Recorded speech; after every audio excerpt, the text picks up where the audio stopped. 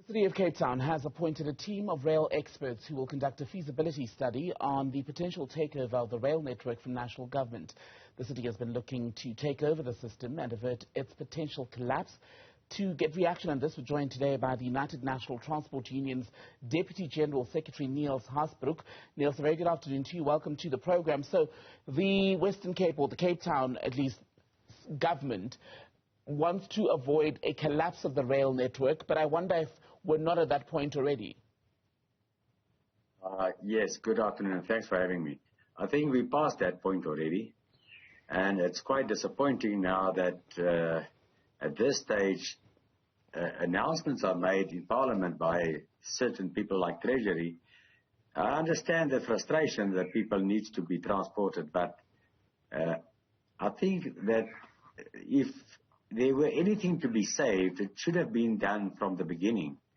To put all this pressure over to the City of Cape Town or the Western Cape province wouldn't be fair, firstly.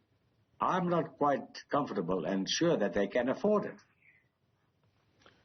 And why do you say that? Where do you imagine financially will be the greatest challenge for the City of Cape Town to take over?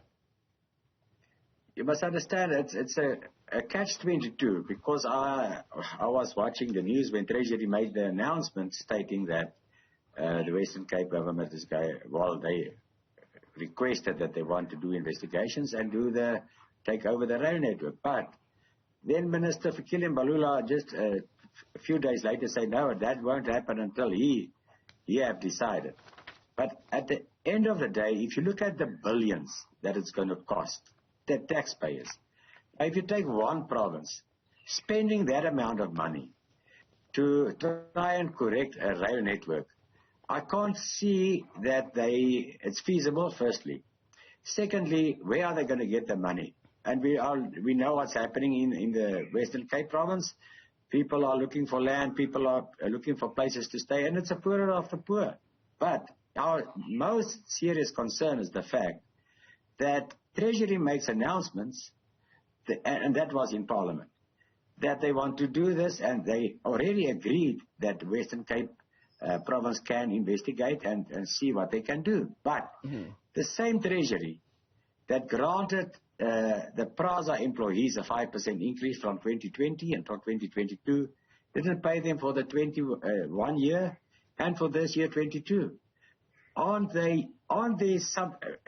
view is that they are trying to hide something. They're trying to get rid of their assets, trying to get rid of their employees, and that is our concern. No one up to today spoke to any labor organization in this regard, and that is our concern. They want to dump a rail network that can't be saved by a provincial government to the ashes with all the employees, and then they will just shove their shoulders and say, sorry, that's what happened. And that is a serious, serious concern to us. Does National then, according to you, have a clear grasp of what the problems are and how to fix them? I totally believe they do. As I said previously when I was on your show, they should have done these things. They should have had emergency plans in place prior than when all of this collapsed. They should have had all these things in place prior than where we are sitting today. Now, where we are sitting today, we are so far behind that it's going to take us. I made a suggestion there and said it's thinking that all the rail networks will be running by the end of this year, and I'm standing to that. Unless government seriously take PRASA rail, the most affordable rail transport, serious, and invest in the infrastructure, in the human resources, which are the employees, and do things really with a clear aim that they are positive, that they really want to save this. It seems like they're not really that serious in saving PRASA, and that is a concern to us.